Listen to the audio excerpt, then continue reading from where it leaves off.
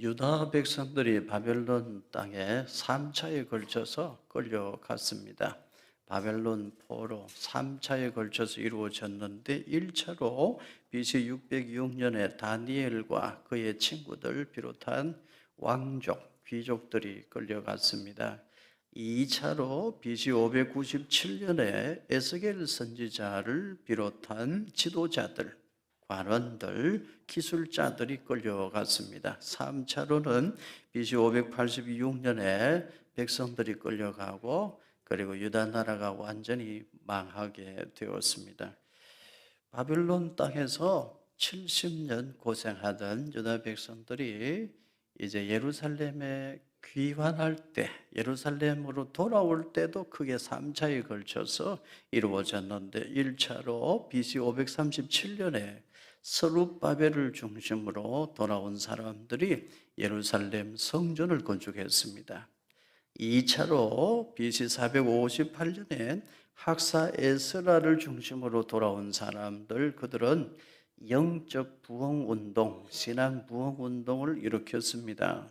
영적으로 나라를 재건한 것입니다. 그리고 3차로 BC 444년에 느헤미야를 중심으로 귀환한 사람들이 있는데 이 사람들은 예루살렘 성벽을 다시 재건하고 예루살렘에 사람이 살 수 있도록 만들었습니다. 성경은 바벨론에서 1차로 귀환한 사람들을 생생하게 기억하고 있습니다. 고레서 칙령이 내려지고 이제 바벨론 땅에서 유다 예루살렘으로 돌아갈 수 있는 길이 열렸을 때 많은 사람들은 눈치를 보고 있었습니다. 머뭇거리고 있었어요. 그때 마음이 하나님께 감동된 사람들은 일어났습니다. 지금 예루살렘은 폐허가 된 상태인데 아무것도 없다. 누군가는 먼저 가서 헌신하고 땀 흘리며 큰 십자가를 져야 한다. 그렇다면 우리가 먼저 가자. 내가 먼저 가서 십자가를 지자. 그렇게 해서 제일 먼저 머뭇거리지 않고 1차로 예루살렘으로 귀환한 사람들, 온갖 멸시와 핍박 속에서도 성전을 다시 건축한 사람들, 그들을 성경은 생생하게 기억하고 있어요. 1차로 귀환한 사람들, 가문별로, 집안별로 사람이 몇 명인지 아주 구체적으로 성경은 기억하고 기록하고 있습니다. 그리고 성경은 2차로 귀환한 사람들에 대해서도 기억하고 있습니다. 학사 에스라를 중심으로 2차로 귀환한 사람들이 하나님의 말씀을 듣고 깨달을 때에 통회하며 자벽하고 하나님 말씀 앞에 함께 무릎 꿇고 하나님을 경배했던 사실을 성경은 기억하고 있습니다. 그리고 3차로 귀환한 사람들, 느헤미야를 중심으로 3차로 귀환한 사람들에 대해서도 성경은 아주 분명하게 기록하고 있습니다. 3차 귀환은 BC 444년에 이루어졌습니다. 그 3차 포로 귀환, 3차로 바빌론 땅에서 유다 예루살렘으로 돌아올 때에 지도자가 누구였느냐? 느헤미야였습니다. 오늘 말씀의 주인공 느헤미야는 3차 포로 귀환의 지도자였습니다. 느헤미야서 앞에 에스라서가 있죠. 이 에스라서는 2차로 귀환한 학사 에스라가 BC 450년경에 기록한 하나님의 말씀입니다. 에스라서 다음 오늘 느헤미야서 말씀입니다. 느헤미야서는 3차로 귀환한 3차 귀환의 지도자 느헤미야가 3차로 귀환한 이후에 BC 420년경에 기록한 하나님의 말씀입니다. 이 느헤미야는 바벨론 포로 4세대, 5세대에 해당하는 인물입니다. 그런데도 느헤미야는 당시에 그 바사 제국에서 아주 힘 있는 사람이었고 권세 있는 사람, 출세한 사람이었습니다. 느헤미야는 바사, 페르시아 제국의 술관원으로 있었습니다. 느헤미야의 이름의 뜻은 여호와께서 위로하신다. 하나님의 위로하심, 그런 뜻입니다. 이 느헤미야는 바벨론 포로 4세대, 5세대에 해당하는 인물이지만 정체성이 분명한 하나님의 사람으로 살았고 이스라엘 하나님 백성으로 살았습니다. 그래서 하나님 앞에 귀하게 쓰임받는 믿음의 사람이 되었습니다. 느헤미야 1장 1절을 우리 같이 읽겠습니다.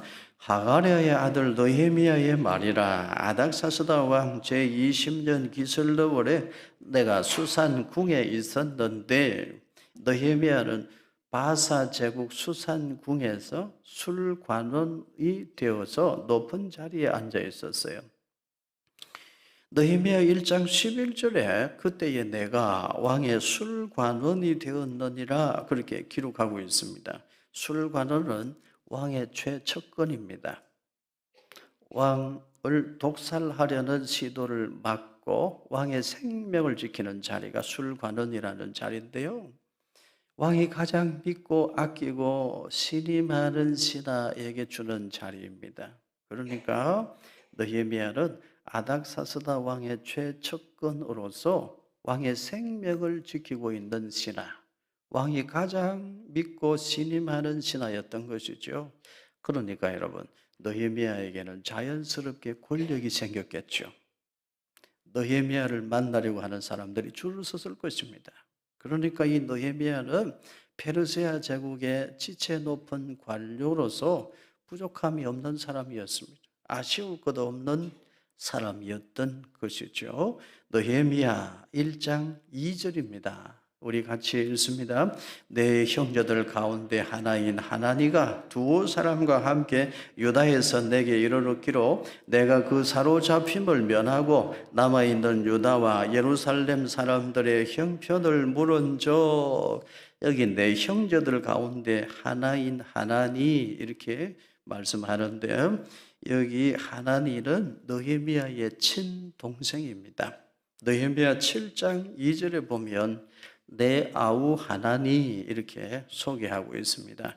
여기 하나니는 느헤미야의 친동생인 하나니입니다. 하나니는 느헤미야의 동생인데 아마도 학사 에스라가 2차로 바벨론 땅에서 예루살렘으로 귀환할 때 BC 458년에 학사 에스라를 중심으로 2차로 바빌론 땅에서 예루살렘으로 많은 사람들이 귀환할 때 함께 동행한 것으로 보입니다. 학사 에스라와 함께 2차로 예루살렘으로 가서 예루살렘의 영적 부흥운동에 힘쓰다가 BC 445년에 페르시아 제국의 높은 관직에 앉아있는 형을 찾아온 것입니다. 느헤미야 형에게 찾아와서 예루살렘의 암담한 소식을 알린 것입니다.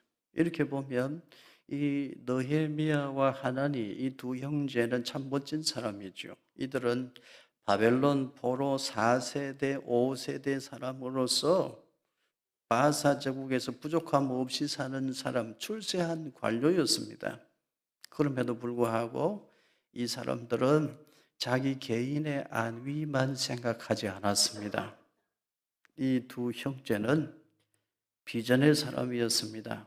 하나님이 보는 것을 나도 보는 사람이었어요. 비전을 품고 하나님 마음을 가슴에 품은 형제들이었습니다. 그래서 느헤미야는 바사 제국의 높은 관원인지라 마음은 예루살렘에 있어도 예루살렘에 가지를 못하는데, 동생 하나니가 에스라와 함께 예루살렘에 먼저 가서 예루살렘 일으키는 회복 운동을 하다가 다시 느헤미야 형에게로 찾아와서 예루살렘의 형편을 알려드린 것입니다. 이 형제들 참 귀하고 멋진 형제들입니다. 하나니가 형 느헤미야에게 찾아왔을 때 느헤미야는 물었습니다. 이게 얼마만이냐? 너 고생이 많았지? 너 얼굴을 보니 참 반갑다. 그리고 다그치듯이 물었을 거예요. 그래, 지금 예루살렘은 형편이 어떠하냐? 우리 민족 유대인들은 지금 어떻게 살고 있느냐? 다그치듯이 물었을 거예요. 비전의 사람의 관심은 자기 개인의 안위나 자기 개인의 부귀 영화에 있지 않아요. 비전의 사람은 항상 하나님이 보시는 것을 보면서 살아요. 그러니까 하나님 마음을 마음에 품고 사는 거죠. 하나님 마음을 품었으니까 느헤미야는 바사 제국에서 부족함이 없이 사는 사람임에도 늘 관심이 있어요. 하나님이 보시는 곳, 예루살렘이 지금 어떻게 되어 있나? 하나님의 백성들은 지금 어떻게 살고 있나? 거기에 마음이 있는 것입니다. 자세히 형편을 물었습니다. 동생 하나니는 형 느헤미야에게 어떤 소식을 전했을까요? 느헤미야 1장 3절을 보십시오. 같이 읽습니다. 그들이 내게 이르되 사로잡힘을 면하고 남아있는 자들이 그 지방 거기에서 큰 환난을 당하고 능욕을 받으며 예루살렘 성은 허물어지고 성문들은 불탔다 하는지라. 형님, 지금 예루살렘이 너무 힘듭니다. 오래전에 예루살렘 성전도 다 무너졌는데 솔로몬 성전에 비할 바는 아니지만 그래도 스룹바벨을 중심으로 성전은 작게나마 지어 놓았습니다. 그러나 성문들은 불탄 채로 그대로 있고 성벽은 허물어진 채로 그대로 있어서 외부의 이방 족속들이 침입해 오면 우리 유다 백성들은 끌려다니고 찬탈당하고 빼앗기고 능욕을 당하고 있습니다. 형님, 예루살렘 유다 백성들이 비참한 삶을 살고 있습니다. 그 소식을 전해요. 그 소식을 들었을 때에 형 느헤미야는 어떻게 했을까요? 아마 동생 하나니도 그 예루살렘 소식을 전할 때 눈물을 글썽이면서 말했을 거예요. 형 느헤미야는 동생으로부터 예루살렘의 암담한 소식을 듣고 어떻게 했을까요? 느헤미야 1장 4절과 5절입니다. 우리 같이 읽습니다. 내가 이 말을 듣고 앉아서 울고 수일 동안 슬퍼하며 하늘의 하나님 앞에 금식하며 기도하여 이르되 하늘의 하나님 여호와 크고 두려우신 하나님이여 주를 사랑하고 주의 계명을 지키는 자에게 언약을 지키시며 긍휼을 베푸시는 주여 간구하나이다. 느헤미야는 울었습니다. 수일 동안 통곡하면서 울었어요. 그리고 금식하며 기도했습니다. 느헤미야는 바벨론 포로 4세대, 5세대 후손이에요. 예루살렘 걱정 안 해도 됩니다. 유대인들 걱정 안 해도 돼요. 잊어버리고 편하게 살면 되는 거예요. 높은 자리에 있습니다. 대단한 권력을 손에 쥐고 있습니다. 얼마든지 부귀영화 누리면서 세상 쾌락을 즐기면서 살 수 있어요. 그런데 그런 느헤미야가 눈물을 흘립니다. 수일 동안 통곡을 하면서 울어요. 금식하면서 기도합니다. 느헤미야의 눈물은 배고파서 흘리는 눈물이 아니었습니다. 자존심 상해서 흘리는 눈물이 아니었어요. 내 욕심 채우지 못해서 흘리는 눈물이 아니었어요. 비전의 사람이 흘리는 하나님의 마음을 가졌기에 흘리는 눈물이었던 것입니다. 비전의 사람은 하나님 보시는 것을 봐요. 비전의 사람은 하나님의 사람을 보고 하나님 백성을 보고 하나님 나라를 보는 거예요.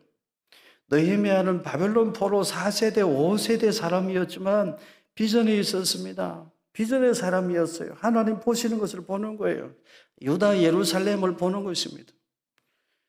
성문들은 불탄 채로 성벽이 없어서 유대 백성들이 침략당하고 끌려다니고 노략질 당하는 것을 바라보는 그 하나님이 보시는 것을 이 느헤미야도 보는 거예요. 그러니 마음이 아파 눈물을 흘리는 것입니다. 어느 시대나 비전의 사람은 그렇게 삽니다. 자기 개인의 안위, 개인의 부귀 영화 때문에 울지 않아요. 하나님 보시는 것을 나도 보면서 하나님 마음 아파하는 일로 나도 마음 아파하면서 하나님이 눈물 흘리시는 곳에 나도 같이 눈물 흘리는 것입니다. 느헤미야는 비전의 사람으로서 하나님의 가슴으로 눈물을 흘렸어요. 금식하며 기도했습니다. 그런 느헤미야를 하나님은 바라보셨고 그 느헤미야를 통하여 하나님은 큰 일을 이루셨는데 예루살렘 성벽을 재건하여 예루살렘의 사람들이 살 수 있도록 은혜를 베풀어 주셨습니다. 느헤미야 1장 6절과 7절입니다. 우리 같이 읽겠습니다. 이제 종이 주의 종들인 이스라엘 자손을 위하여 주야로 기도하오며 우리 이스라엘 자손이 주께 범죄한 죄들을 자복하오니 주는 귀를 기울이시며 눈을 여시사 종의 기도를 들으시옵소서. 나와 내 아버지의 집이 범죄하여 주를 향하여 크게 악을 행하여 주께서 주의 종 모세에게 명령하신 계명과 율례와 규례를 지키지 아니하였나이다. 느헤미야의 기도를 우리는 주목해야 돼요. 울면서 통곡하며 금식하며 하나님께 올렸던 느헤미야의 기도입니다. 느헤미야는 기도했습니다. 우리 이스라엘은 하나님의 종들이온데 우리 이스라엘은 하나님의 종들이온데 하나님 말씀을 듣지 않았습니다. 그래서 우리가 이 고생하는 것 우리가 알고 있습니다. 나와 내 집이 하나님의 규례와 율례와 법도를 어겨서 우리 유대인들이 이렇게 벌받고 있는 것을 우리가 알고 있나이다. 그렇게 기도하고 있습니다. 느헤미야는 바벨론 포로 4세대, 5세대 사람인데 그런데도 느헤미야는 정체성이 분명했습니다. 이스라엘 사람, 하나님의 사람이라는 자기 정체성이 분명했어요. 그리고 하나님 중심의 분명한 세계관을 가지고 있었습니다. 가슴 속에는 비전이 있었어요. 하나님 보는 것을 보면서 살았어요. 오늘 우리는 이 느헤미야의 기도를 주목해야 돼요. 바벨론 포로 4세대, 5세대 사람인데 어떻게 이렇게 믿음이 분명한 사람으로 살 수 있나 하는 거예요. 자녀들 신앙교육, 자녀들 말씀 교육이 얼마나 중요한지 지난 주일에 우리가 살펴본 에스라를 보면서도 확인할 수 있는데 오늘 배우는 느헤미야를 통해서도 우리는 뼈저리게 느껴요. 자녀들 신앙교육, 믿음의 계대, 신앙의 개성, 말씀 교육이 얼마나 중요한가 우리가 알게 되는 것입니다. 느헤미야는 무엇이 문제인지를 알고 있었어요. 느헤미야는 하나님 중심의 분명한 세계관을 가지고 기도하고 있습니다. 우리가 하나님 말씀을 거역했기 때문입니다. 자기의 죄로 인식하고 회개하며 통회하며 눈물 흘리며 기도했습니다. 1차로 귀환해서 온갖 역경을 이기고 성전을 건축한 스룹바벨의 경우도 그러하고 2차로 귀환해서 예루살렘의 영적 부흥운동을 일으킨 학사 에스라의 경우도 그러하고 3차로 귀환해서 예루살렘 성벽을 재건한 느헤미야의 경우도 그러하고 그들은 모두 다 마음이 하나님께 감동된 사람들이었습니다. 달리 표현하면 그들은 모두 다 비전의 사람이었던 것입니다. 여러분 오늘 우리도 비전의 사람으로 살아야 되고 우리 자녀들도 비전의 사람으로 세워야 됩니다. 우리는 어떻게 비전을 봅니까 여러분? 우리가 어떻게 하나님 마음을 알 수 있고 하나님 보는 것을 우리가 어떻게 봅니까? 하나님의 말씀을 보면 됩니다. 하나님 말씀을 통해 우리는 비전을 품고 하나님 보시는 걸 우리도 보는 거예요. 그래서 여러분 자녀들에게 말씀 교육은 어떤 경우에도 생명 걸고 지켜야 돼요. 자녀들에게 말씀 교육을 포기하는 것은 그 자녀를 포기하는 것과 같아요. 후손들에게 말씀 교육을 포기하는 것은 그 후손들을 포기하는 것과 같아요. 말씀 교육은 생명 걸고 지켜야 돼요. 모두 다 하나님 말씀의 사람들이라 비전을 품은 사람들이었고 어려운 시대를 멋지게 살아내는 하나님의 사람들이 될 수 있었어요. 요즘 주일학교에 보면 강대상을 치워버린 예배실이 있어요. 그러면 안 됩니다. 강대상이 없어도 말씀을 가르치겠죠. 그러나 강대상은 그 자체로 그 주일학교의 정체성을 나타내요. 우리는 하나님 말씀 앞에 모입니다. 우리는 하나님 말씀 중심으로 모입니다. 그거예요. 근데 강대상 치워버리고 좁다고 율동하고 찬양하고 그런 장소로만 써서는 안 돼요. 요즘 우리 주일학교 아이들이 많이 모입니다. 주일학교 선생님들이 부족한데 우리 선생님들이 참 많이 수고하고 애쓰고 있습니다. 선생님 한 분이 감당해야 될 아이들 숫자가 너무 많아요. 우리 교회는 정말 축복입니다. 성도 여러분, 여러분 중에 오늘 말씀을 듣고 마음에 감동이 되시는 분들은 주일학교 교사로 지원하시기를 바라요. 아멘은 아무도 안 들리네. 교사는 힘들어요. 주일학교 교사 힘듭니다. 보통 힘든 게 아니에요. 그러나 그만큼 의미 있고 가치 있는 일입니다.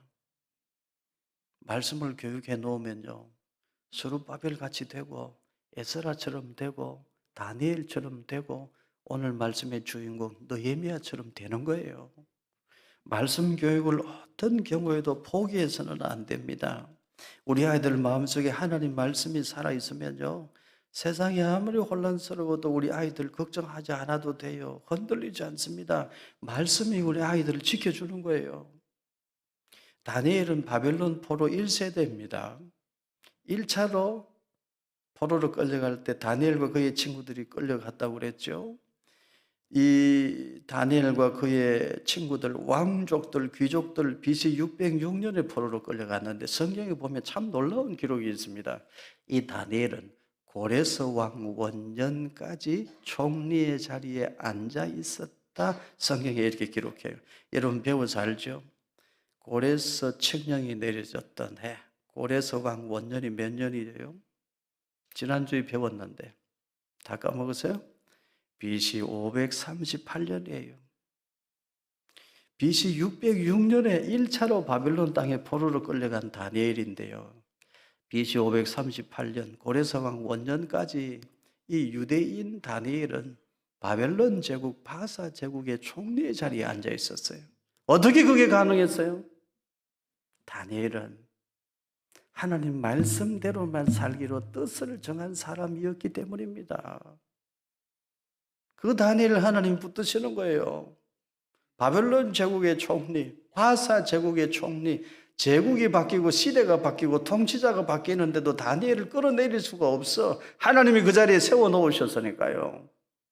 유대인들은 다니엘을 보면서 소망을 가졌어요. 보라, 하나님 우리를 버리신 게 아니다.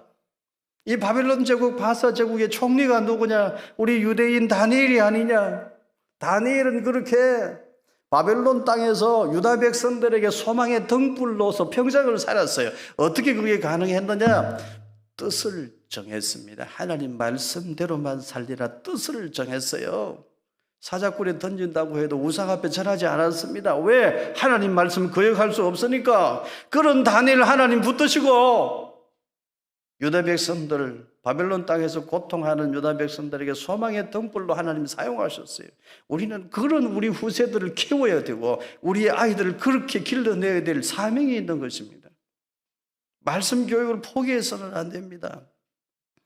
스룹바벨은 바벨론 포로 2세대, 3세대 사람입니다. 그런데 이 스룹바벨이 BC 537년에 1차로 귀환해요. 머뭇거리지 않고 예루살렘으로 돌아와서 성전을 건축합니다. 솔로몬 성전에 비하면 작고 초라했지만 그래도 성전을 건축했어요. 스룹바벨은 어떻게 그런 인물이 되었나요? 큰 산아, 네가 평지가 되리라. 이 말씀을 스룹바벨이 배웠어요. 힘으로 되지 않고 능으로 되지 않고 오직 하나님의 영으로만 되느니라. 이 말씀을 스룹바벨은 배운 사람이에요. 누구에게? 학계 선지자, 스가랴 선지자에게 말씀을 배운 사람이에요. 그러니 스룹바벨의 가슴 속에 비전이 있는 거예요. 그래서 머뭇거리지 않고 1차로 돌아와서 성전 건축하는 사람이 되었던 것입니다. 말씀의 사람이 되어야 하나님 앞에 서시는, 서임받는 사람이 되고 세상을 이기는 사람 된다는 것 우리 기억해야 됩니다. 학사 에스라는 바벨론 포로 3세대, 4세대 사람이에요. 그런데 이 에스라는 BC 458년에 2차로 귀환해서 예루살렘의 영적 부흥운동을 일으키잖아요. 에스라는 어떻게 그런 일을 할 수 있었나요? 에스라는 자신이 말씀의 사람이었습니다. 예루살렘에 와서 먼저 나무로 특별히 강대상부터 만들었어요. 그 강대상에서 하나님 말씀을 읽어주고 가르치는 거예요. 그러면서 예루살렘을 영적으로 다시 하나님 앞에 바로 세우는 놀라운 일을 한 거예요. 말씀의 사람이 하나님 일을 하는 겁니다. 오늘 말씀의 주인공 느헤미야는 바벨론 포로 4세대, 5세대 사람이에요. BC 444년에 3차로 귀환해서 예루살렘 성벽을 건축했습니다. 사람들이 회방하고 비웃고 조롱했지만 중단하지 않고 맡은 임무, 맡은 사명을 감당한 사람, 멋진 사람 느헤미야인데, 느헤미야는 어떻게 그런 인물이 되었나요? 느헤미야의 기도를 보면 알 수 있어요. 우리 이스라엘이, 나와 내 집이 하나님 말씀을 어겨 우리가 이렇게 하나님 앞에 벌받고 있나이다, 회개하나이다. 느헤미야 자신이 말씀의 사람이었어요. 그래서 여러분, 우리 자녀들에게 말씀 교육 이거 포기하면 안 됩니다. 말씀 교육을 포기하면 자녀를 포기하는 거예요. 후손들에게 말씀 교육을 포기하면 그 후손 포기하는 것이고, 주일학교가 말씀 교육 포기하면 주일학교 포기하는 것과 같아요. 힘들어도 말씀 교육은 포기해서는 안 됩니다. 저는 이런 생각합니다. 내가 만일 우리 아이들이 어린아이였던 시절로 돌아갈 수 있다면 우리 아들, 딸 내 품에 안고 팔베개하고 성경 동화 많이 들려줄 텐데, 성경 이야기 더 많이 들려줄 텐데, 우리 아이들이 어리다면 내가 팔베개하고 품에 안고 하나님 말씀 더 많이 들려줄 텐데, 그런 생각 가끔 해요. 지금도 멋진 아이들이지만 말씀을 더 심어줬다면 더 멋진 아이들이 됐을 텐데, 그런 생각 가끔 합니다. 여러분 어떻습니까? 사랑하는 성도 여러분, 오늘 제가 여러분에게 부탁하며 권면드릴 말씀이 있습니다. 아이들에게 하나님 말씀을 심어주십시오. 아이들에게 어린이 성경책을 나이에 맞추어서 선물할 수 있는 부모 되시기를 바랍니다. 아이들에게 성경 동화, 성경 이야기 들려줄 수 있는 아버지가 되십시오. 아이들이 어릴 때 그 마음에 말씀을 심어줘야 돼요. 아이들이 어릴 때 어린이 성경 큐티 가르칠 수 있는 어머니가 되십시오. 세상이 얼마나 혼란스럽고 얼마나 환란이 극심한지 몰라요. 유다 백성들 바벨론 땅에 포로로 끌려갈 때 바벨론 제국이었는데, 그 바벨론 제국은 바사 제국에게 또 망해요. 안 그래도 힘들고 어려운 사람들, 바벨론 땅에 포로로 끌려간 유다 백성들 하루하루가 너무나 두렵고 힘든 나날들이었을 거예요. 그러나 보십시오, 말씀의 사람들은 다르잖아요. 스룹바벨, 에스라, 느헤미야 다르잖아요. 말씀 교육을 포기해서는 안 돼요. 하나님 말씀 들려줄 수 있는 아버지가 되고 어린이 성경 큐티 가르칠 수 있는 어머니가 되십시오. 그리고 우리 할아버지 할머니 되시는 분들은 손주들에게 어린이 성경 동화, 큐티, 매일 성경 생명의 삶, 큐티 성경책, 큐티 책을 선물할 수 있는 할아버지 할머니 되시기를 바라요. 할아버지가 주셨는데 한 장이라도 읽겠죠. 그게 손주들의 영혼을 살릴 수 있어요. 손자들의 인생을 바꿀 수 있는 것입니다. 생각해 보십시오. 태어나 보니 포로의 후손이요. 바벨론 제국으로 끌려왔는데 바사 제국으로 세상이 바뀌어. 너무너무 두렵고 혼란스러운 거예요. 그러나 여러분, 여기 정체성이 분명한 느헤미야를 보십시오. 하나님 말씀을 어겼기 때문이다. 말씀으로 돌아가면 우리 민족이 산다. 그 신앙 고백하며 그렇게 울며 기도하고 있는 느헤미야를 보십시오. 우리 자녀들을 그렇게 키워야 될 줄로 믿습니다. 우리 주일학교 아이들 그런 믿음의 세대로 우리가 세워야 될 줄로 믿습니다. 그 사명이 우리에게 있는 것입니다. 이제 느헤미야 2장 4절을 보십시오. 우리 같이 읽겠습니다. 왕이 내게 이르시되 그러면 내가 무엇을 원하느냐 하시기로 내가 곧 하늘의 하나님께 묵도하고, 여러분 성경책에 밑줄을 그으세요. 하늘의 하나님께 묵도하고. 이 말씀에 참 깊은 은혜가 있습니다. 하나님께 묵도하고 와에테팔레 엘로헤, 그런 말씀인데요, 가장 짧은 순간에 가장 간절한 기도를 의미해요. 너무나 짧은 찰나의 순간이지만 너무나 간절히 기도하여 숨이 멎을 정도였다. 그 묵도예요. 너무 간절히 기도하여 숨이 멎을 정도로 간절한 마음으로 기도했어요. 하나님, 지금입니다.